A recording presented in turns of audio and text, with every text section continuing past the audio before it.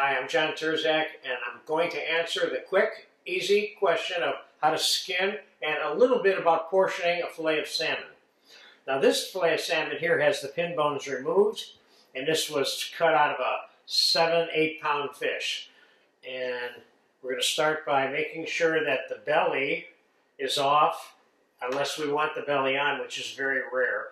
Part of the belly is left on here right now. We're going to leave it on. So we're going to start at the tail. I'm going to use a knife like this, and I want you to keep in mind something. In between this skin and this fillet of fish, there's a small layer of salmon fat.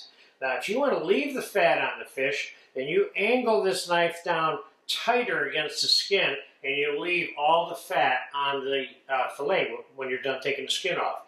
Now, if you want to take some of the fat off, or most of the fat, then you kind of level your knife straight instead of down on an angle. Okay? So I'm going to take some of the fat off, and you'll see the fat left on the skin when I'm done.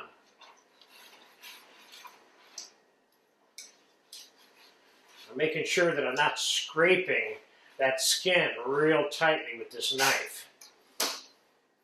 And you'll see that fat? That's what this is right here.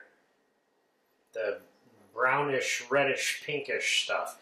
And then on this side, see, I still have fat here, but I took some off here, I took some off here, I took a piece off here, a piece off there. It's not a science, but if you don't want the salmon fat on there, then that's the way to go about that part of it. Okay, so let's put this aside.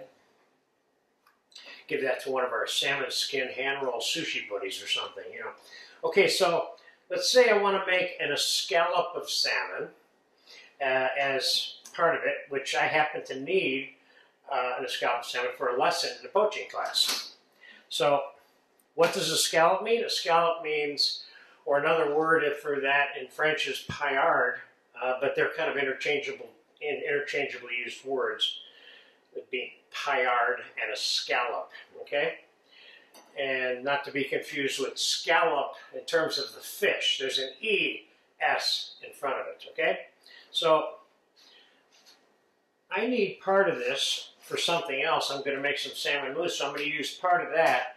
But now I'm going to make the scallop of salmon. Now, this is a moderately thin piece of fish as it is.